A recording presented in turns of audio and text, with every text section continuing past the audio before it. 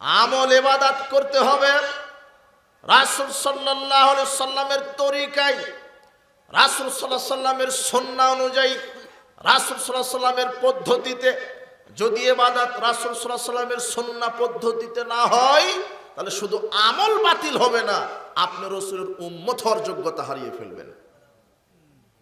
এই জন্য সাবধান, দেখে শুনে বুঝে আমল করেন, রাসূলের সুন্নাহ অনুযায়ী দলিল ভিত্তিক আমল করেন। বাপদাদার দোহাই দিয়ে টিকতে পারবেন না বিচারের মাঠে। বাপদাদার দোহাই দেওয়া কাফের মুশরিকদের বৈশিষ্ট্য। মক্কার কাফের মুশরিকরা, ইহুদি খ্রিস্টান, তারা বলতো বাপদাদা থেকে যা পেয়ে এসেছি তা মেনে চলব। অথচ কোরআন হাদিস মানতে হবে রাসূল সাল্লাল্লাহু আলাইহি ওয়াসাল্লামের নীতিতে, সুন্নাহ অনুযায়ী, বাপদাদার দোহাই দিয়ে নয়। বলছিলাম ইত্তেবায়ে সুন্নাহ, সুন্নাতের অনুসরণ, রাসূল সাল্লাল্লাহু আলাইহি ওয়াসাল্লামের আনুগত্য যদি, ইত্তেবা যদি আপনার ভিতরে না থাকে, তাহলে আমল করে আপনি ক্ষতিগ্রস্ত হবেন। বিচারের মাঠে আমল বাতিল হবে। আল্লাহ সুবহানাহু ওয়া তাআলা বলছেন, কুল হাল নুনাব্বিউকুম বিল আকসারিনা আমালা, আমি কি তোমাদেরকে বলে দিব না কোন আমল ক্ষতিগ্রস্ত করে ফেলবে তোমাদেরকে? ওটাই সেই আমল যে আমল আপনি করছেন, অথচ সেই আমলটা রাসূল সাল্লাল্লাহু আলাইহি ওয়াসাল্লাম করতে বলেন নি। আয়েশা রাদিয়াল্লাহু তাআলা আনহা বলছেন, রাসূল সাল্লাল্লাহু আলাইহি ওয়াসাল্লাম বলেছেন, ওই হাদিসে ফিরে যাই, সহিহ মুসলিমের 1718 নম্বর হাদিস।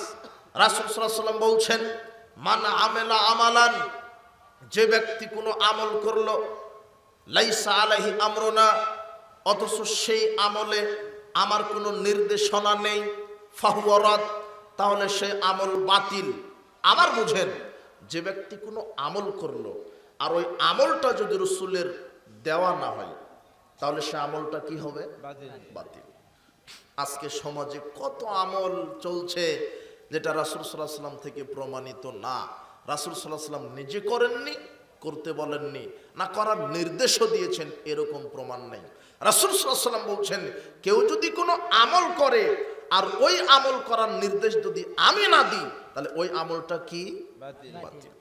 তো সমাজে কোন আমল মানুষ করছে যেটা রাসূলের নির্দেশ দেওয়া নেই? কোন আমল করছে মানুষ যেটা রাসূল সাল্লাল্লাহু আলাইহি ওয়াসাল্লাম নির্দেশ দেননি, নিজে করেননি, তার উম্মতদেরকে করতে বলেননি? সেটা কি?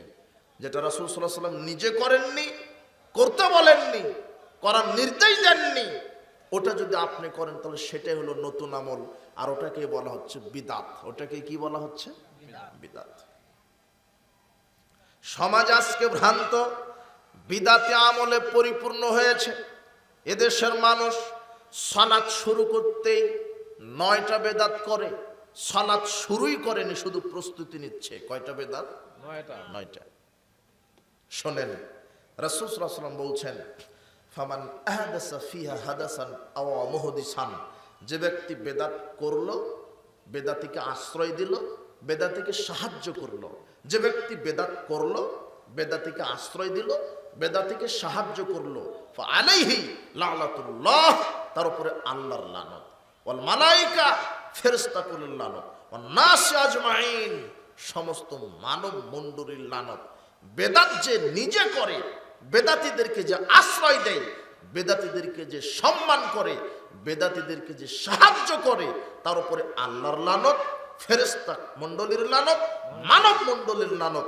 লা ইকবালু মিনহু সারফাল আদল, বেদাতির ফরজ নফল কোন ইবাদত আল্লাহ কবুল করবেন না। কিন্তু এদেশের মানুষ 9টা বেদাত দিয়ে শুধু সালাত শুরু করছে, এখনো শুরু করেনি, শুধু রেডি হতেই কয়টা বেদাত করে? 9টা। 1 নম্বর বেদাত, জায়নামাজের দোয়া মেরে দিল। বলছে যে ইন্নী ওয়াজ্জাহতু ওয়াজহি লিল্লাযী ফাতারাস সামাওয়াতি ওয়াল আরদি হানিফা। বলছে যে কি বলছেন, এটা নাকি আবার বেদাত? আর এটা তো কোরআনের আয়াত। তো কোরআনের আয়াত তো জায়নামাজের দোয়া আপনাকে কে বলল? বক্তব্য তো লম্বা হবে আপনাকে বোঝাতে গিয়ে। এই যে এটা কোরআনের আয়াত, কিন্তু কে জানি বলল যে না, এটা জায়নামাজের দোয়াতে লাগিয়ে দাও। আচ্ছা বলেন তো, কে বলল?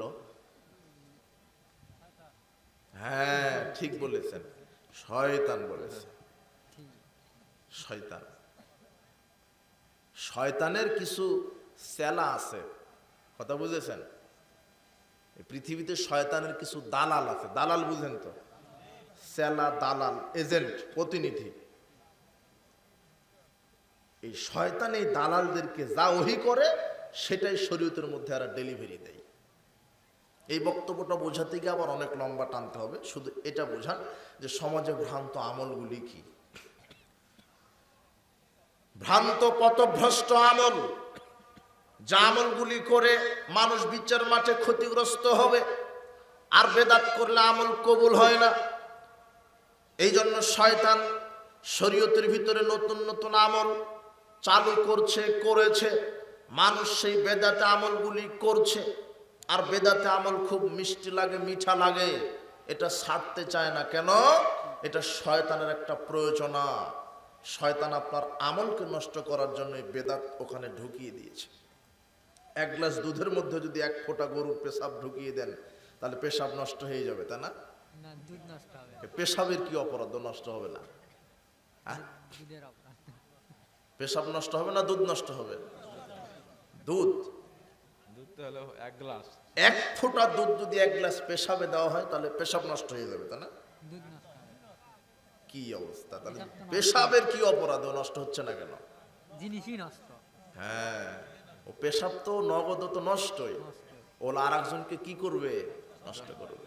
ঠিক আপনার এই সঠিক আমল সুন্নাহ অনুযায়ী যে অরিজিনাল সুন্দর সলিড আমলটা, শুদ্ধ আমলটাকে নষ্ট করার জন্য শয়তান ওখানে বেদাতে আমল ঢুকিয়ে দিয়েছে। আর এই বেদাতি আমল আপনার সুন্দর আমলকে কি করে দিচ্ছে? নষ্ট করে দিচ্ছে। এই জন্য যেখানে যে আমলের যত ফজিলত, যত বড় বড় ফজিলতপূর্ণ আমল আছে, শয়তান সেখানে বেদাত ঢুকিয়ে দিয়েছে আপনার ওই আমলকে নষ্ট করে দেওয়ার জন্য। আমি এটাও বলবো, তবে এখানে বলে নেই যে সালাত শুরু করার পূর্বে 9টা বেদাত করছে। তার একটা হলো জায়নামাজের দোয়া। অথচ রাসূল সাল্লাল্লাহু আলাইহি ওয়াসাল্লাম, সাহাবায়ে কেরাম, তাবেঈগণ কোথাও থেকে প্রমাণ নেই যে তারা জায়নামাজের দোয়া বলে কোনো দোয়া পড়েছেন। কথা বোঝেননি মনে হয়। উনি বলছেন জাল হাদিস। জাল হাদিসও নেই। পৃথিবীতে যত হাদিসের কিতাব আছে এর মধ্যে থেকে একটা জাল হাদিসও নেই। 1 নম্বর। 2, এটা জায়নামাজের দোয়া গেল। 2, সালাতের নিয়ত। সালাতের নিয়ত বলে মানুষ, জানেন? মুখে নিয়ত বলে, আরবিতে নিয়ত তৈরি করেছে। অথচ নিয়ত বলার জিনিস নয়, নিয়ত করার জিনিস। কি? নিয়ত অন্তরে করার জিনিস। কিন্তু শয়তান আপনাকে শিখিয়ে দিয়েছে যেটা নিয়ত বলো। তবে একটা নিয়ত হলে তাও মেনে নেওয়া যায়, নিয়তের অভাব নাই। জোহরের একটা নিয়ত, ফজরের একটা নিয়ত, হ্যাঁ, সুন্নাতের নিয়ত, তারাবির নিয়ত, তাহাজ্জুদের নিয়ত, ইদায়ানের নিয়ত, জানাজার নিয়ত। কথা বুঝেছেন? অথচ এই যে আরবিতে যে নিয়তটা আপনি বলছেন, এটা পৃথিবীর কোন হাদিসের কিতাবে একটা জাল হাদিস দ্বারা প্রমাণিত নয়। যেটা রাসূল সাল্লাল্লাহু আলাইহি ওয়াসাল্লাম নিজে করেননি, করতে বলেন, ওটা হলো বিদআত। তার মানে মুখে নিয়ত বলা কি? বিদআত। 3 নাম্বার, ইমাম আলাদাভাবে একটা নিয়ত তৈরি করেছে। সে বলছে আনা ইমাম হাদারা ওমা ইয়াহদুরুন, আমি উপস্থিত অনুপস্থিত সবার জন্য ইমাম। এটা একটা বিদআত। ইমাম নিজে একটা নিয়ত তৈরি করেছে। 4 নাম্বার বিদআত, যখন মুয়াজ্জিন একামত দিতে শুরু করে তখন দেখবেন অনেক ওই যে 22 হাতের পাগড়ি পেঁচানো শুরু করে দেয়। পাগড়ির ফজিলত তৈরি করেছে যে পাগড়ি পরে 1 রাকাত সালাত আদায় করা 70 রাকাতের সমান। অথচ পাগড়ি টুপির শরীয়তে খুঁজলে একটা ফজিলতের কোনো দলিল পাবেন না। যদিও পাগড়ি টুপি পরা এটা সুন্নতি লেবাস, সাহাবীরা খালি মাথাতে সালাত আদায় করেননি। এটা একটা ইসলামের লেবাস, পোশাক, যে মাথা ঢেকে সালাত আদায় করতে হবে। আপনার রুমাল হোক, পাগড়ি হোক, যেটা ক্যাপ বলছেন বা টুপি বলছেন, টুপি হোক, মাথা ঢেকে সালাত আদায় করতে হবে। কিন্তু খোলা মাঠে খোলা মাথায় সালাত আদায় করলে এত নেকি, আর টুপি পরে সালাত আদায় করলে এত নেকি, এরকম কোনো হাদিস পৃথিবীতে নাই। পাগড়ি টুপির কোনো ফজিলত নাই। তবে জরুরি, খালি মাথাতে আপনি সালাত আদায় করতে পারবেন না। সাহাবীরা খালি মাথায় করতেন না।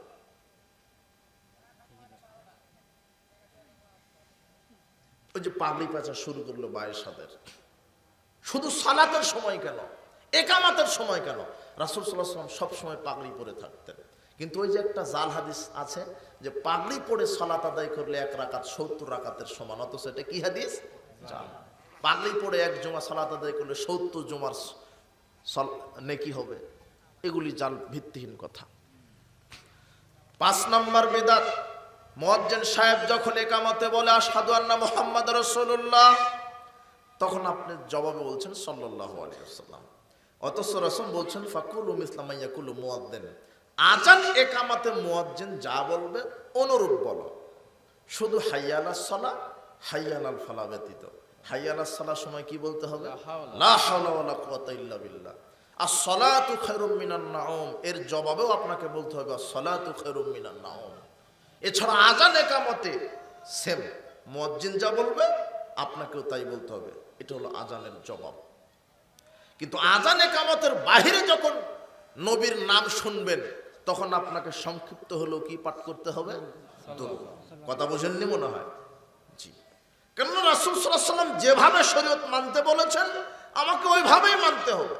রাসূল সাল্লাল্লাহু আলাইহি ওয়াসাল্লাম বলেছেন আজান ইকামতে যেভাবে মুয়াজ্জিন বলে অনুরূপ বলো, ফাকুলু মিসলা মা ইয়াকুলু মুয়াজ্জিন। একেবারে মুয়াজ্জিন যেভাবে যেভাবে বলে তোমরা ওইভাবে বলো। 6 নম্বর বিদআত করে আশহাদু আন্না মুহাম্মাদুর রাসূলুল্লাহ, এটা শোনার সাথে সাথে অনেক দেখবেন যে 2 বৃদ্ধাঙ্গুলিতে চুমা দিয়ে চোখ মাসা করছে। কথা বুঝেননি? অথচ এটা রাসূল সাল্লাল্লাহু আলাইহি ওয়াসাল্লাম থেকে প্রমাণিত না। 7 নম্বর বিদআত, ইকামত দেওয়ার সময় যখন মুয়াজ্জিন বলে কদ কামাতিস সালাহ কদ কামাতিস সালাহ, তখন বলছে আকামা আল্লাহু আদামা। এটাও বলা বেদাত। ও জবাব কে তৈরি করলো? ওটা কে দিল এর ভিতরে? নিশ্চয় শয়তান। কেন রাসূল সাল্লাল্লাহু আলাইহি ওয়াসাল্লাম থেকে প্রমাণিত না। কথা বুঝেছেন? তাহলে কয়টা বেদাত হলো? 7টা। 8 নম্বর বেদাত হচ্ছে ইমাম যখন দাঁড়াচ্ছে, মুয়াজ্জিন একামাত দেওয়ার পূর্বেই মুয়াজ্জিন বলছে এখন দাঁড়ান, কাতার সোজা করেন, এখন একামাত দিব। অথচ একামাত মানে দাঁড়ানোর জন্য প্রস্তুতি নেওয়া, দাঁড়ানো। কথা বুঝেন নিব না? কথা বুঝেছেন? একামাত হলো আরবি, একামাতের বাংলা হলো দাঁড়ানো, দাঁড়ানোর জন্য আহ্বান করা। অথচ মুয়াজ্জিন আগেই বলছে যে আসেন কাতার সোজা করেন, এরপরে সব কাতার ঠিক করার পরে একামাত দিচ্ছে। কথা বুঝেন নে? আর একটা আমার মনে আসছে না, আরো অনেক আছে। তার একটা আরেকটা আছে ওই যে 4 আঙ্গুল আধাত ফাঁকা রেখে কাতারে দাঁড়ানো, এটাও বেদাত। কথা বুঝেছেন? যখন জামাতে কাতারে দাঁড়ায় না, দাঁড়ায়, তখন 4 আঙ্গুল আধাত ফাঁকা থাকে না? থাকে। ওই যে ডেলিভারি দিছে শয়তান, বলছে যে বেয়াদবি হবে। কি হবে? বেয়াদবি হবে, পায়ের সাথে পা লাগালে বেয়াদবি হবে। অথচ রাসূল বলছেন রাফাল্লাহু বিদারাজাতান, রাসূল সাল্লাল্লাহু আলাইহি ওয়াসাল্লাম বলছেন পায়ের সাথে পা মিলিয়ে দাঁড়ালে আল্লাহ তার মর্যাদা বৃদ্ধি করে দিবেন। আর শয়তান বলছে কি? বেয়াদবি হবে। কথা বুঝেছেন? এরকম এই যে সালাত শুরুই করেন, শুধু প্রস্তুতি নিচ্ছে। কথা বুঝেননি মনে হয়? তাতে 9টা বেদাত হলো। আরো আছে, ওটা গবেষণা করে আরো খুঁজতে তারা আরো পাওয়া যাবে। কেননা কিয়ামত পর্যন্ত শয়তান আরো কত আবিষ্কার করবে, সেগুলো আমাদেরকে বলা লাগে আর আপনি আমাদেরকে গালি দেন। তোমার হুজুর হেলিকপ্টার নিয়ে আসে, 1.5 লক্ষ টাকা দিতে হয়, সব হরিণ ব্যাংক ইচ্ছা গল্প করে চলে যায়। তোমার হুজুরের এত জনপ্রিয়তা, শুধু একটা বলার কারণে এখন লোড সামলাতে পারছে না। যদি জনগণকে বলতো 10 লক্ষ জনগণের সামনে যে এটা শিরক এটা বেদাত, তাহলে তোমার হুজুর 10,000 লোককে সামনে পেত না। কথা বুঝেন মনে না? জনগণ যা চাই ওই মানের বক্তব্য দিলে তো জনপ্রিয়তা ঠিকই হয়। কিন্তু যখন বলবেন যে এটা বেদাত এটা শিরক, যখন হক কথা বলবেন তখন হক কথা মানুষ গ্রহণ করবে না, তখন জনপ্রিয়তা কেটে যাবে। সব যত গালি আমাদেরকে খেতে হয়, দেন গালি। সাহাবে রাসূল সাল্লাল্লাহু আলাইহি ওয়াসাল্লামকে গালি দিয়েছে, আপনি গালি দিচ্ছেন, আপনার পাপ হচ্ছে, আমার নেকি হচ্ছে। আল্লাহ আপনাকে সঠিক বুঝদান করুন। আল্লাহুম্মা বলছিলাম রাসূল সাল্লাল্লাহু আলাইহি ওয়াসাল্লাম বলছেন, যে ব্যক্তি কোনো আমল করলো আর সে আমল যদি আমার দেওয়া না হয় তাহলে সেটা প্রত্যাখ্যাত বাতিল হবে। তার সালাত শুরু করতেই এতটা বেদাত, ওজুর শুরুতে বেদাত, ওজুর শেষে বেদাত, আজানে বেদাত, জানাজায় বেদাত, ইদায়নে বেদাত, সব জায়গাতে নতুন নতুন আমল শয়তান আবিষ্কার করেছে। ওজুর দোয়া তৈরি করেছে, বলছে বিসমিল্লাহির রহমানির রহিম, আল ইসলামু হাক্কুন আল কুফরু বাতিলুন আল ঈমানু নূরুন আল কুফরু যুলমাতুন। এটা হলো ওজুর দোয়া। অথচ রাসূল বলছেন ওজুর দোয়া হলো বিসমিল্লাহ। কি বিসমিল্লাহ? আবার বলছে যে ওজু শেষ করে সূরা কদর যদি কেউ একবার পাঠ করে তাহলে বিচার মাঠে সত্যবাদীদের সাথে থাকবে, দুইবার পাঠ করলে শহীদদের সাথে, তিনবার পাঠ করলে নবীদের সাথে। অথচ হাদিস জাল, ওটা ভেজালে আমলে আছে। এটা ভেজালে আমল বুঝেন তো, রাওয়াহুল ভেজালে আমল মানে ফাজাইলে আমল, যেটা 70-80% কথাই স্বপ্নে পাওয়া, স্বপ্নে চলে, স্বপ্নে ডেলিভারি, ওটাই আপনি মানেন। এদের ব্যাগে কোরআন নাই, হাদিস নাই, কি আছে? এদের মেম্বারের উপরে কোরআন থাকে না, হাদিস থাকে না, কি থাকে? হাজাইলে আমল। ওটাই আপনি ডেলিভারি দেয় আর আপনি খান, কিন্তু তদন্ত করলেন না এটা ভেজাল না খাঁটি। কথা বুঝেছেন? ওজুর শুরুতে বিসমিল্লাহ, ওজুর শেষে রাসূল বলছেন মান তাওয়াদ্দা ফাহসানাল উদুয়া, যে ব্যক্তি ওজু করলো, সুন্দর করে ওজু করলো, সুম্মা ক্বাল, এরপরে বলল আশহাদু আল্লা ইলাহা ইল্লাল্লাহু ওয়াহদাহু লা শারীকা লাহু ওয়া আশহাদু আন্না মুহাম্মাদান আবদুহু ওয়া রাসূলুহু, এইটা যে পড়লো ফুতিহাত লাহু আবওয়াবুল জান্নাতি সামানিয়া ইয়াদখুলু মিন আইহা শা, এই দোয়া ওজুর শেষে যে পাঠ করবে আল্লাহ তার জন্য জান্নাতের 8টি দরজা খুলে দিবেন। এটা হাদিসটা তিরমিজির 55 নম্বর হাদিস। তা আপনি রাসূল সাল্লাল্লাহু আলাইহি ওয়াসাল্লামের তরিকায় চলবেন না শয়তানের তরিকায়? কথা বুঝেননি? সূরা কদর পাঠ করতে আমি আপনার কাছে বন্ধ করতে আসিনি, এখন পাঠ করেন, অক্ষর প্রতি নেকি পাবেন, কিন্তু ওজুর শেষে পাঠ করতে হবে এটা তো রাসূল সাল্লাল্লাহু আলাইহি ওয়াসাল্লাম বলেননি। কথা বুঝেননি মনে হয়? আপনার বুঝ অনুযায়ী তো ধর্ম চলবে না, ইসলাম চলবে না। রাসূল সাল্লাল্লাহু আলাইহি ওয়াসাল্লাম যেভাবে বলতে বলেছেন, যখন যতটুকুন করতে বলেছেন, শোনেন, মানহাজ বুঝতে গেলে 5টা ফর্মুলা লাগবে। কয়টা? 5টা। দেখেন, খুব খেয়াল করে শুনবেন। আমার আজকের বক্তব্যের প্রথম এবং শেষে যা মনে রাখেন রাখেন, এই মানহাজের এই 5টা ফর্মুলা আজকে নিয়ে যাবেন। মানহাজ বুঝতে গেলে, মানহাজ বলতে চলার পথ, নীতি, পদ্ধতি। মানহাজ মানে চলার পথ, নীতি, পদ্ধতি। 5টা ফর্মুলা ঠিক থাকতে হবে। 5টা নীতি ঠিক থাকলে মানহাজ ঠিক। এক, যে কোনো আমল করার পূর্বে কয়টা জিনিস লক্ষ্য করবেন? 5টি। তাহলে বুঝতে পারবেন যে হ্যাঁ আমার মানহাজ ঠিক আছে। এটা আমলের ক্ষেত্রে। আর ঈমানের ক্ষেত্রে রাসূল সাল্লাল্লাহু আলাইহি ওয়াসাল্লাম সাহাবায়ে কেরাম যেভাবে ঈমান এনেছেন আপনাকে ওইভাবে ঈমান আনতে হবে। এই কথা আল্লাহ বলছেন সূরা বাকারার 137 আয়াতে, ফাইন আমানু বিমিথলি, তারা যদি ওইভাবে ঈমান আনে। কিভাবে? মামানতুম বিহি, তোমরা যেভাবে ঈমান এনেছো। আল্লাহ আমাদের নবী মুহাম্মদ সাল্লাল্লাহু আলাইহি ওয়াসাল্লামকে বলছেন, মুহাম্মদ, সারা পৃথিবীর মানুষেরা যদি ওইভাবে ঈমান আনে, কিভাবে? যেমন তোমরা ঈমান এনেছো, অর্থাৎ তুমি তোমার সাহাবীগণ যেভাবে আকীদা বিশ্বাস স্থাপন করেছে, সারা পৃথিবীর সবাই যদি ওইভাবে ঈমান আনে, ফাকাদ ইহতাদাউ, তাহলে আমি তাদেরকেও হেদায়েত দিয়ে দেব। তাহলে আমার ঈমান, আমার আকীদা, আমার বিশ্বাস কাদের মতো হতে হবে? রাসূল সাল্লাল্লাহু আলাইহি ওয়াসাল্লাম সাহাবীদের মতো। তো সাহাবীদের বিশ্বাস আকীদা তো আল্লাহ সুবহানাহু ওয়া তাআলা আরশে থাকেন। কোথায়? আর আপনার আকীদা বিশ্বাস না আল্লাহ সব জায়গাতে থাকেন, তাহলে তো বিশ্বাস হলো না রাসূলের মতো, সাহাবীদের মতো। কথা বুঝেননি মনে হয়? রাসূল সাল্লাল্লাহু আলাইহি ওয়াসাল্লাম বলছেন যে একজন রাখালকে আমি জিজ্ঞাসা করলাম, আইনাল্লাহ, আল্লাহ কোথায়? তখন রাখাল বলল, ফিস সামায়ে, আল্লাহ কোথায়? আসমানে, আকাশে, আরশে। আর রহমান আলাল আরশি ইস্তাওয়া, রহমান কোথায় সমুন্নত হয়েছেন? আরশে। এটা হলো রাসূল সাল্লাল্লাহু আলাইহি ওয়াসাল্লামের আকীদা, সাহাবীদের আকীদা। রাসূল সাল্লাল্লাহু আলাইহি সাল্লামের মাধ্যমে কোরআন মাজিদ স্প্রেড হলো, ছড়িয়ে পড়লো।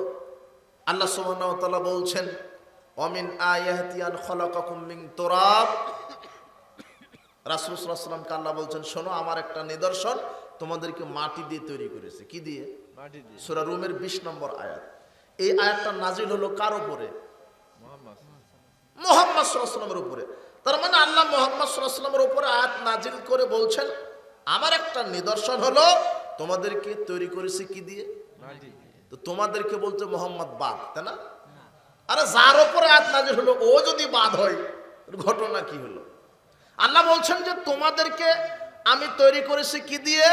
মাটি দিয়ে। এখন আপনি বলছেন না, মোহাম্মদকে বলা যাবে না মাটির তৈরি, বলতে হবে কিসের তৈরি? নূরের। আশ্চর্য কথা।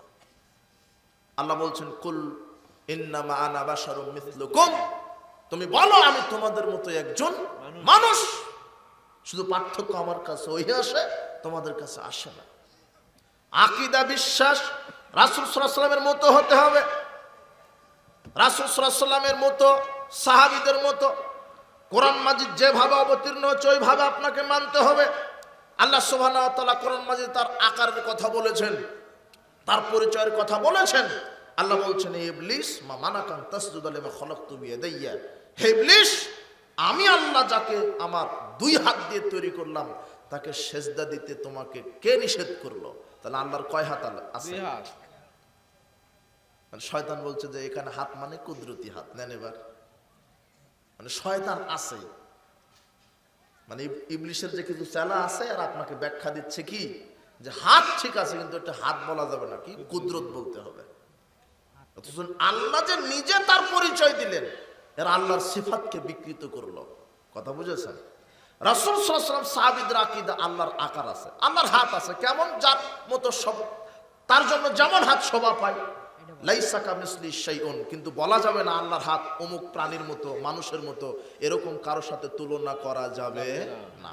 শুধু বিশ্বাস করতে হবে আল্লাহর হাত আছে, পা আছে, চেহারা আছে, চক্ষু আছে, এতটুকু যতটুকু আসছে কোরআনে ওইভাবে বিশ্বাস করতে হবে। কারণ এইভাবে বিশ্বাস করতেন সাহাবায়ে কেরাম। কারা?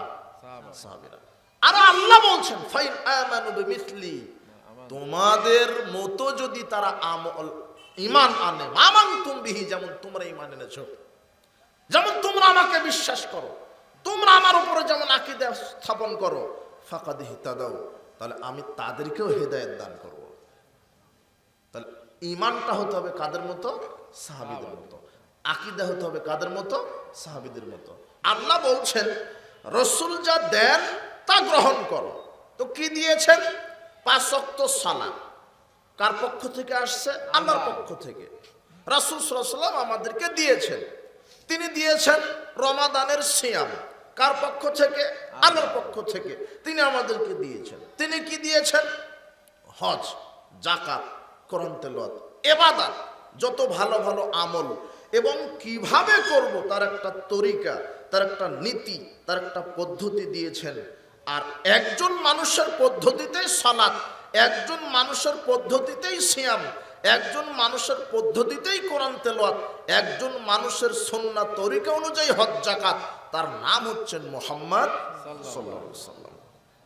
এরপরে তিনি যা নিষেধ করেছেন তা থেকে আমাদেরকে বিরত থাকতে হবে। রাসূল সাল্লাল্লাহু আলাইহি ওয়াসাল্লাম নিষেধ করেছেন যে তোমরা শিরক করো না, বিদআত করো না, জিনা করো না, যত না না সব এগুলি কি নিষেধ। কথা বুঝে নেব না।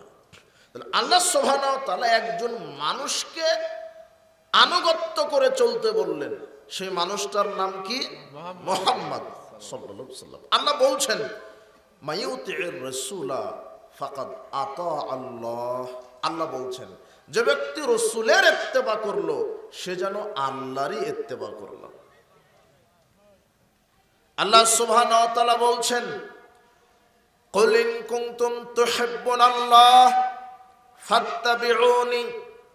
আল্লাহ বলছেন, মুহাম্মদ সাল্লাল্লাহু আলাইহি ওয়াসাল্লাম, তুমি এইভাবে বলো, হে পৃথিবীর মানুষ, তোমরা যদি আল্লাহকে ভালোবাসতে চাও, ইন কুনতুম তুহিব্বুনাল্লাহ, তোমরা যদি আল্লাহকে ভালোবাসতে চাও, ফাত্তাবিউনি, তাহলে আমি মুহাম্মদ সাল্লাল্লাহু আলাইহি ওয়াসাল্লামের ইত্তেবা করো, অনুসরণ করো।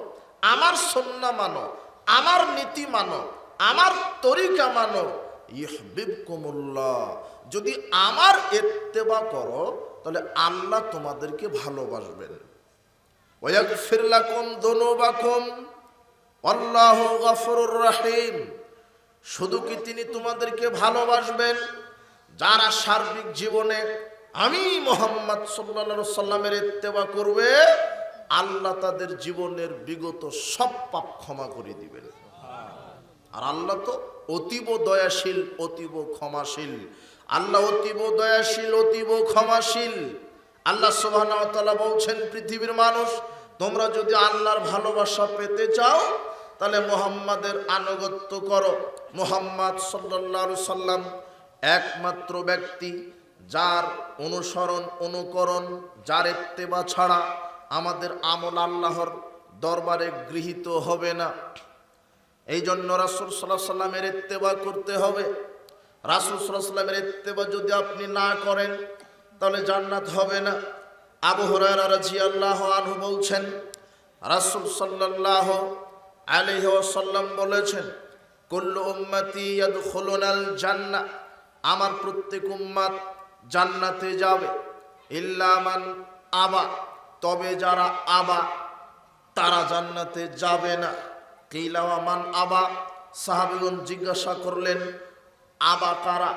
তখন তিনি বললেন, মান আতানি দাখালাল জান্নাহ, যে ব্যক্তি আমার ইত্তেবা করলো সে জান্নাতে গেল।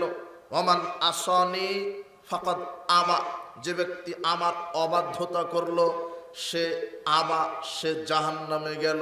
তার মানে জান্নাত জাহান্নাম নির্ভর করছে একজন মানুষের ইত্তেবা করার উপরে। তার নাম কি বলেন তো? মুহাম্মদ।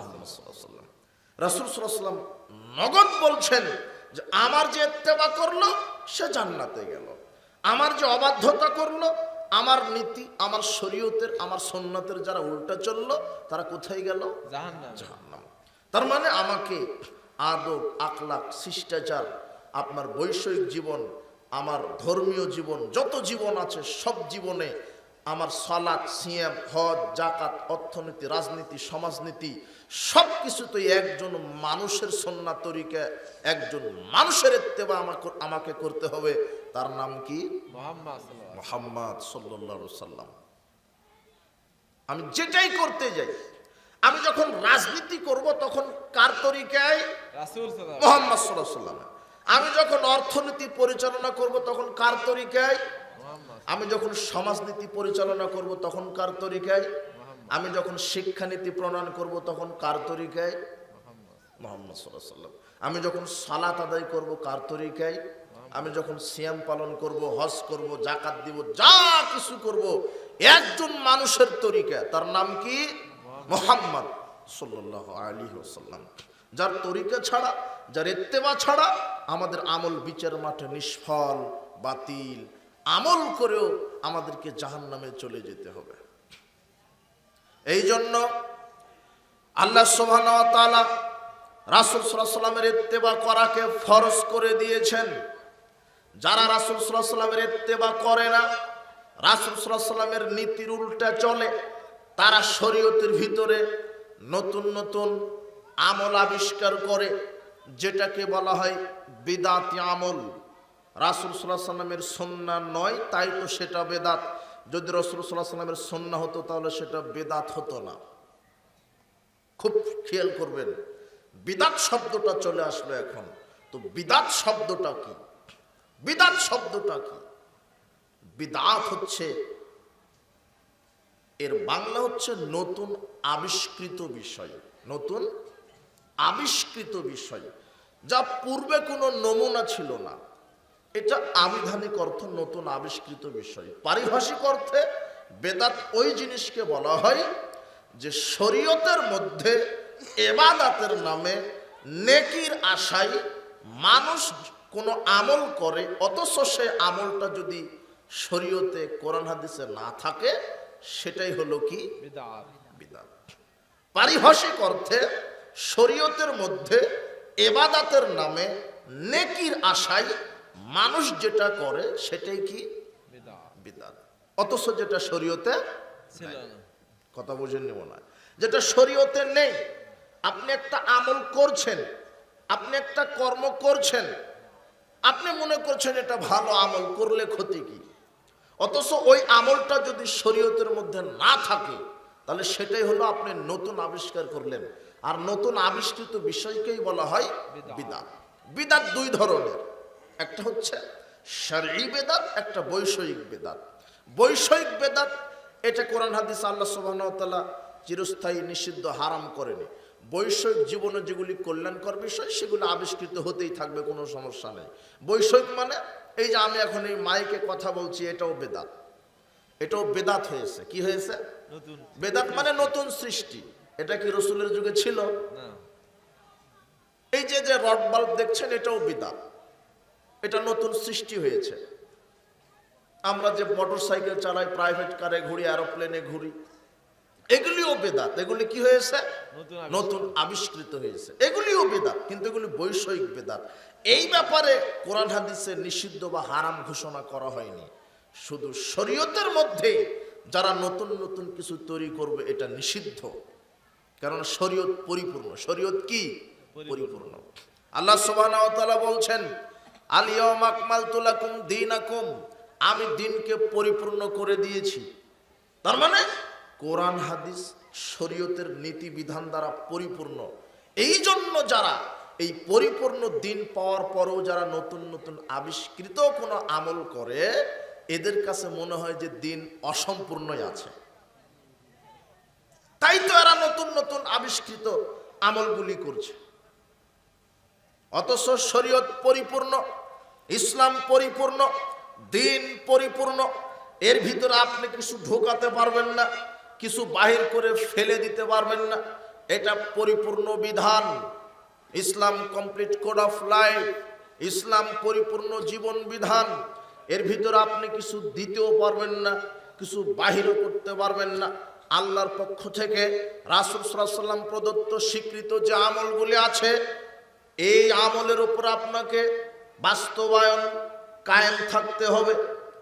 যদি রাসূল সাল্লাল্লাহু আলাইহি ওয়াসাল্লামকে উপেক্ষা করে নতুন নতুন আমল সমাজে আপনি তৈরি করেন, সেটাই হলো শরঈ বেদাত।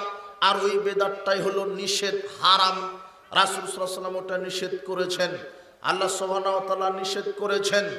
আয়েশা রাদিয়াল্লাহু তাআলা আনহা বলছেন, রাসূল সাল্লাল্লাহু আলাইহি ওয়াসাল্লাম বলেছেন, মান আহাদাসা ফি আমরিনা হাদা, যে ব্যক্তি আমাদের এই শরীয়তের ভিতরে, ইসলামের ভিতরে নতুন কিছু ঢুকিয়ে দিল, যে ব্যক্তি আমাদের এই শরীয়তের ভিতরে, দ্বীনের ভিতরে, ইসলামের ভিতরে নতুন কিছু ঢুকিয়ে দিল, মা লাইসা মিন, অথচ সেই জিনিসটা শরীয়তে নাই, ফাহুয়া রাদ, তাহলে সেই আমলটা হলো বাতিল হবে। কি হবে? বাতিল। খুব মনোযোগ দিবেন, খুবই মনোযোগ দিবেন। একটু কষ্ট স্বীকার করে, ধৈর্য ধারণ করে বক্তব্যটা বোঝার চেষ্টা করেন। আল্লাহ সুবহানাহু ওয়া তাআলা যেন আমাদেরকে বোঝানো এবং বোঝার তৌফিক দান করে। আর বিশেষ করে এই আকীদা, মানহাজ, ইত্তেবায়ে সুন্নাহ, বিদআতে এই আলোচনা যখন করা হয় একটু বিশৃঙ্খলা বেশি হয়। কেন? শয়তান এদেরকে বুঝতে দেয় না। কেন? সুন্নাহ বুঝে গেলেই তো বেদাত সব ধ্বংস হয়ে যাবে, মানুষের আমল তো আর নষ্ট করা যাবে না। এই জন্য শয়তান এই আলোচনাগুলি বুঝতে দেয় না। খুব মনোযোগ দিবেন, খেয়াল করবেন, খুব ধৈর্যশীল হবেন, এক খেয়ালে আমল করে বিচার মাঠে আপনি ক্ষতিগ্রস্ত হবেন। আল্লাহ বলছেন, আমি কি তোমাদেরকে বলে দিব না যে কোন আমল করলে ক্ষতিগ্রস্ত হবে? যেই আমলে রাসূল সাল্লাল্লাহু আলাইহি ওয়াসাল্লামের কোনো নির্দেশনা নাই। আয়েশা রাদিয়াল্লাহু তাআলা আনহা বলছেন, রাসূল সাল্লাল্লাহু আলাইহি ওয়াসাল্লাম বলেছেন, মান হাদাসা ফি আমরিনা হাদা, যে ব্যক্তি আমার এই শরীয়তে, এই দ্বীন ইসলামের ভিতরে নতুন কিছু আবিষ্কৃত করলো, নতুন কিছু ঢুকিয়ে দিল, নতুন কিছু ইবাদত আকারে চালু করলো, মা লাইসা মিনহু, অথচ সেই ইবাদতটা আমার শরীয়তের ভিতরে নাই, ফাহুয়া রাদ, তাহলে সেই আমলটা হবে বাতিল, সেই ইবাদতটা হবে কি? বাতিল। আপনি এমন আমল করলেন যে আমলটা ইসলামের ভিতরে নাই, যা রাসূল সাল্লাল্লাহু আলাইহি ওয়াসাল্লাম করেননি, করতে বলেননি, যা সাহাবীগণ করেননি, করতে বলেননি, না তাবি করেছেন না তাবি করেছেন, কেউ করেননি। আপনি নতুন একটা আবিষ্কার করলেন আমল, সেটাই হলো বিদআত, হলো নতুন আবিষ্কার হলো। আর যেটা শরীয়তে নাই সেই আমলটাই হচ্ছে বাতিল। সে আমলটা কি? বাতিল। আয়েশা রাদিয়াল্লাহু তাআলা আনহা বলছেন, রাসূল সাল্লাল্লাহু আলাইহি ওয়াসাল্লাম বলেছেন, মান আমেলা আমালান, যে ব্যক্তি কোনো আমল করলো, লাইসা আলাইহি আমরুনা, আর ওই আমলে যদি আমার নির্দেশনা না থাকে, ফাহুয়া রাদ, তাহলে সে আমলটা বাতিল হবে। রাসূল সাল্লাল্লাহু আলাইহি ওয়াসাল্লাম বলছেন, কোনো মানুষ যদি ইসলামের নামে, ইবাদতের নামে, আমলের নামে এমন কোনো আমল করলো, আর সেই আমলটা যদি আমি মুহাম্মদ সাল্লাল্লাহু আলাইহি ওয়াসাল্লাম করতে না বলি, তাহলে সে আমলটা কি হবে? বাতিল। খুব খেয়াল করবেন, আমল বেশি করে লাভ নাই যদি রাসূল সাল্লাল্লাহু আলাইহি ওয়াসাল্লাম করতে না বলেন। আর আমল কম যদি হয় আর সেটা যদি রাসূলের দেওয়া হয়, তাহলেই জান্নাত হবে, বেশি করে জান্নাত হবে না। যদি কার দেওয়া না হয়? রাসূলের। এই হাদিসটার ব্যাখ্যা আমি সামনে একটু পরে দিব, যে মানুষ যে আমল করছে অথচ সেই আমলে রাসূলের নির্দেশনা নেই, তাহলে সে আমলটা বাতিল। এই হাদিসের ব্যাখ্যাটা আমি পরে দিতে যাচ্ছি। আপনাকে একটু ইত্তেবায়ে সুন্নাহর ব্যাপারে কিছু কয়েকটা হাদিস ইবারত করে আমরা সামনের দিকে এগিয়ে যাব। ইরবাজ বিন সারিয়া রাদিয়াল্লাহু আনহু বলছেন, সাল্লা বিনা রাসূলুল্লাহ সাল্লাল্লাহু আলাইহি ওয়াসাল্লাম যাতা ইয়াউমিন, রাসূল সাল্লাল্লাহু আলাইহি ওয়াসাল্লাম একদা আমাদেরকে নিয়ে সালাত আদায় করলেন। সুম্মা আকবালা আলাইনা বিওয়াজহি, এরপরে তিনি আমাদের সালাত শেষ করে আমাদের দিকে মুখ ঘুরিয়ে বসলেন। ফাওয়াজানা মাউইজাতান বালিগাতান, এরপরে এমন এক মর্মস্পর্শী ভাষায় আমাদের সামনে বক্তব্য দিলেন, ওয়াজ করলেন। যারাফাত মিনাল উয়ুন, আমাদের চোখ থেকে পানি ঝরতে লাগলো। ওয়াজিলাত মিনহাল কুলুব, অন্তর আমাদের কেঁপে উঠল। ফাকালা কাইলুন ইয়া রাসূলুল্লাহ কান হাজি মাউইজাতু মুওয়াদ্দিইন, এই বক্তব্য শুনে একজন ব্যক্তি বললেন, আল্লাহর নবী, মনে হচ্ছে এটা আপনার জীবনের শেষ ভাষণ, শেষ বক্তব্য। ফাউসিনা, আপনি আমাদেরকে একটু উপদেশ দেন বেশি বেশি। রাসূল সাল্লাল্লাহু আলাইহি ওয়াসাল্লাম তখন বললেন, শোনো, উসিকুম বিতাকওয়াল্লাহ, আমি তোমাদেরকে আল্লাহকে ভয় করার উপদেশ দিচ্ছি। আল্লাহ ভীতি প্রত্যেকটা কাজের কল্যাণের মূল। আমি ঘুষ খাবো না, কে দেখছেন? আমি ঘুষ খাচ্ছি, এটা কে দেখছেন? আমি সুদ খাচ্ছি, কে দেখছেন? আমি জেনা করছি, আমি মানুষকে অন্যায়ভাবে পিটাচ্ছি, আমি মানুষের সম্পদ অন্যায়ভাবে আত্মসাৎ করছি, আমি মিথ্যা কথা বলি, এগুলি সব দেখছেন, লিখছেন, পাপ সব কার তত্ত্বাবধানে হচ্ছে? আল্লাহর। এই ভীতি যদি থাকে, আমি একটা নারীর সাথে জেনায় লিপ্ত আছি, এই ভীতি যদি আল্লাহর কাছে, এটা দেখছেন আল্লাহ, এটা হিসাব নেবেন, এই ভীতি যদি থাকে, তাহলে আমার দ্বারা কোনো পাপ হতে পারে না। তাই তো মুহাম্মদ সাল্লাল্লাহু আলাইহি ওয়াসাল্লাম বলছেন, আমি তোমাদেরকে আল্লাহকে ভয় করার উপদেশ দিচ্ছি, আল্লাহকে ভয় করো। ও সিকুম বিতাকওয়াল্লাহ, তোমরা আল্লাহকে ভয় করো। ওয়াসসামি ওয়াত্তা, এবং তোমাদের নেতার আমিরের আনুগত্য করো। ওয়াইন কান আবদান হাবাশিয়ান, যদিও সে হাবশি গোলাম হয়। ফাইন্নাহু মায়াশমিনকুম বাদি ফাসারা ইখতিলাফান কাসীরা, রাসূল সাল্লাল্লাহু আলাইহি ওয়াসাল্লাম বলছেন, শোনো, এমন একটা সময় চলে আসবে সমাজে বেশি বেশি ইখতিলাফ হবে, বেশি বেশি ইখতিলাফ দেখা দিবে। আলাইকুম বিসুন্নতি, তখন তোমরা আমার সুন্নাহকে অনুসরণ করবে, সুন্নাহকে আঁকড়ে ধরবে। সুন্নাতিল খোলাফা রাশিদিন আল মাহদিয়িন, আর খোলাফায়ে রাশেদার সুন্নাহকে, চার খলিফার সুন্নাহকে আঁকড়ে ধরবে। তামাসসাকু বিহা, কঠিনভাবে আঁকড়ে ধরবে। ওয়াজু আলাইহা বিন নওয়াজিজ, মাড়ির দাঁত দিয়ে যেভাবে কোনো বস্তু কামড়ে ধরে, ওইভাবে তোমরা কোরআন সুন্নাহকে আঁকড়ে ধরবে। ওয়াইয়াকুম ওয়া মুহদাসাতিল উমুর, খবরদার, ইসলামের ভিতরে, শরীয়তের ভিতরে নতুন নতুন দিন ইবাদত চালু করা থেকে তোমরা বিরত থাকবে। ফাইন্না কুল্লা মুহদাসাতিন বিদআহ, কেননা ধর্মের মধ্যে, ইসলামের মধ্যে, শরীয়তের মধ্যে যেটা নতুন ঢোকানো হয় সেটা হলো বিদআত। সেটা কি? বিদআত। বিদাত। রাসূল সাল্লাল্লাহু আলাইহি ওয়াসাল্লাম নিজে বলছেন শরীয়তের মধ্যে যেটা নতুন আমল ঢুকানো হয় সেটা কি? বিদাত। কুল্লু বিদাতিন দলালা, আর প্রত্যেক বিদাত হচ্ছে ভ্রষ্টতা। রাসূল বলছেন কুল্লু দলালাতিন ফিন্নার, আর প্রত্যেক ভ্রষ্টতার পরিণাম জাহান্নাম। তার মানে এই হাদিস প্রমাণ করে বিদাতের পরিণাম জাহান্নাম। জাহান্নাম, বেদাতে আমলের পরিণাম জাহান্নাম। অথচ আপনি আমল করছেন, ভালো মনে করেই করছেন, অথচ আপনি যে শরীয়তের মধ্যে যে আমলটা করছেন ওটা যদি রাসূল সাল্লাল্লাহু আলাইহি ওয়াসাল্লাম করতে না বলেন তাহলে সেটা বেদাত হবে, আর বেদাত হওয়ার কারণে আপনাকে জাহান্নামে চলে যেতে হবে। সাবধান। এই জন্য আমল করবেন রাসূল সাল্লাল্লাহু আলাইহি ওয়াসাল্লামের সুন্নাহ অনুযায়ী, রাসূল সাল্লাল্লাহু আলাইহি ওয়াসাল্লামের তরিকা অনুযায়ী। আপনি আমল বেশি করে কোনো লাভ হবে না যদি রাসূল সাল্লাল্লাহু আলাইহি ওয়াসাল্লামের তরিকায় না হয়। আমল যদি কম হয় আর যদি রাসূলের সুন্নাহ অনুযায়ী হয় তবেই তাহলে জান্নাত হবে, তাহলেই জান্নাত হবে। আনাস রাদিয়াল্লাহু আনহু বলছেন রাসূল সাল্লাল্লাহু আলাইহি ওয়াসাল্লামের কাছে যা সালাসাতু রাহাতিন ইলা আজওয়াজিন নবী সাল্লাল্লাহু আলাইহি ওয়াসাল্লাম, রাসূল সাল্লাল্লাহু আলাইহি ওয়াসাল্লামের স্ত্রীদের নিকটে তিনজন লোক আসলেন। ইয়াসআলুনা আন ইবাদাতিন নবী সাল্লাল্লাহু আলাইহি ওয়াসাল্লাম, ইবাদত সম্পর্কে জিজ্ঞাসা করলেন। তারা বললেন যে রাসূলের ইবাদত সম্পর্কে, আমল সম্পর্কে আমরা জানতে চাই। তখন ফালাম্মা উখবিরু, এই সাইটে কারা কথা বলে? এরা মানুষ না অন্য কিছু নাকি? দেখেন তো ওরা মানুষ না জানোয়ার না পশু প্রাণী ওরা? আমি মনে করছি থামবে, তো আরো বেশি হচ্ছে। মানুষ হলে তো থেমে যেত। আর আপনাকে বলছে একটু ধৈর্য ধরেন, একটু একটু কষ্ট স্বীকার করেন, একটু ধৈর্য ধারণ করেন। এই হাদিসটা প্রমাণ করবে যে আমল বেশি করে লাভ হবে না যদি রাসূলের তরিকা অনুযায়ী না হয়। রাসূল সাল্লাল্লাহু আলাইহি ওয়াসাল্লামের কাছে তিনজন ব্যক্তি, রাসূল সাল্লাল্লাহু আলাইহি ওয়াসাল্লামের স্ত্রীগণের নিকটে তিনজন ব্যক্তি আসলেন।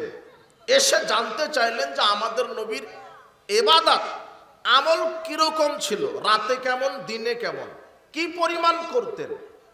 তো তাদেরকে যখন বলা হলো যে এইভাবে এইভাবে আমল করতেন, কান্নাহুম তাকাল্লুহা, তারা রাসূলের আমলকে কম মনে করলো। কি মনে করলো?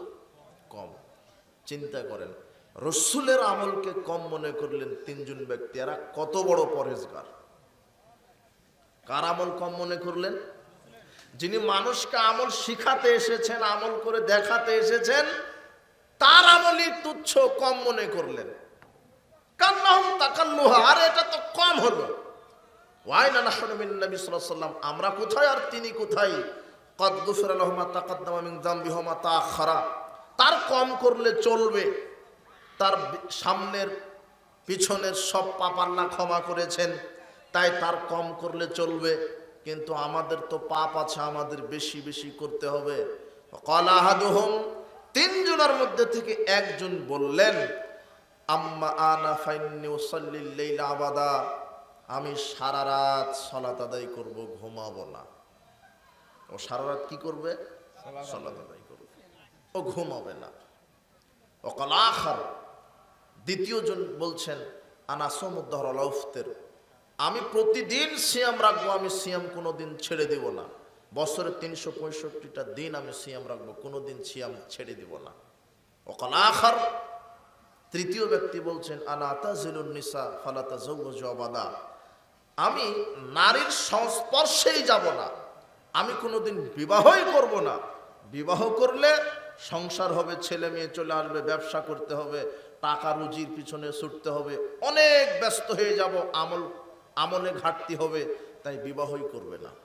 আচ্ছা, তিনজন লোক জান্নাতে যাওয়ার জন্যই বেশি বেশি আমল করতে চাচ্ছিল, কথা বুঝেননি মনে হয়? এদের নিয়ত কি ভালো না খারাপ? ভালো। নিয়ত করেছে যে বেশি বেশি আমল করবে। বলছে সারা রাত সালাত আদায় করবে, ও বলছে প্রতিদিন সিয়াম রাখবে, এ বলছে বিবাহই করবে না। উদ্দেশ্য ভালো, যে জান্নাতে যেতে হয় বেশি বেশি আমল করে।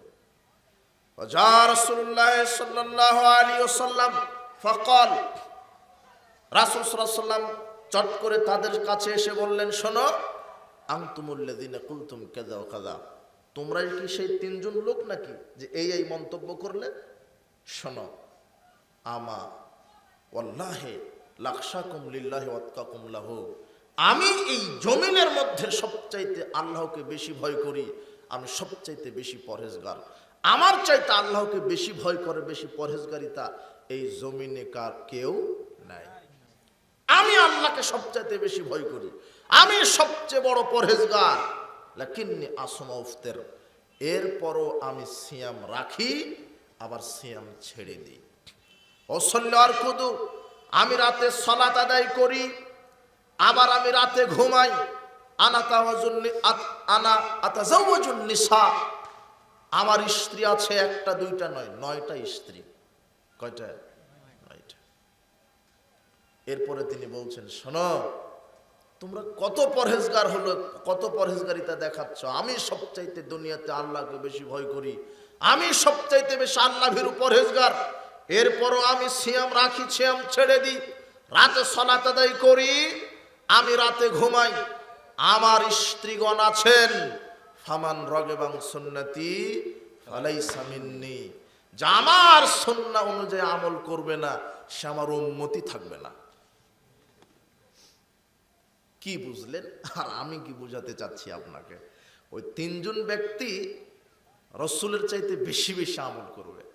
তো রসুলের চাইতে বেশি করা মানে অন্যান্য জনগণের চাইতেও তো বেশি করা, বেশি বেশি আমল করবে। কিন্তু বেশি বেশি আমল করতে চেয়েও রসুলের সুন্নাহ অনুযায়ী না হওয়ার কারণে ওদেরকে বললেন যে তোমরা আমার উম্মতি না। কি না? উম্মতি না। তো আপনি বেশি বেশি ইবাদত করে কি করবেন যদি কার তরিকায় ইবাদত না হয়? এই হাদিস প্রমাণ করে যারা ইবাদতের নামে ইসলামের ভিতরে নতুন নতুন বেদাতি আমল চালু করেছে, এরা রাসূলের উম্মতি না। এরা কথা বুঝেননি? আপনি ঠিক বললেও ঠিক, না বললেও ঠিক, আপনাকে ঠিক বলতে বলল।